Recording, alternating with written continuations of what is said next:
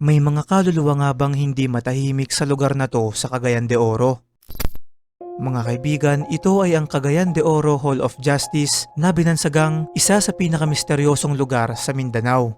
Ayon sa ilang kwento ng mga empleyado dito, sa hindi malamang dahilan ay napakalakas nga daw magparamdam ng mga espiritu at nilalang sa gusaling ito at pinamamahayan pa nga raw ng tinatawag na poltergeist. Isa itong uri ng espiritu na may kakayahang magpagalaw ng mga gamit at manakit ng mga tao.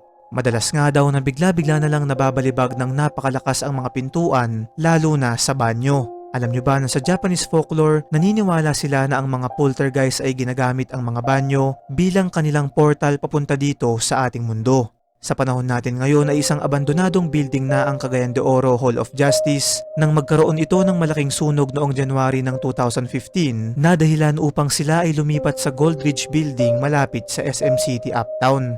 Hanggang ngayon ay pinaniniwalaan pa din na naiwan nga daw dun sa gusali ang mga kaluluwang ito na ayon sa ilan ay nakakarinig na lang daw sila ng malalakas na sigaw at pagdadabog lalo na tuwing alas 4 ng hapon.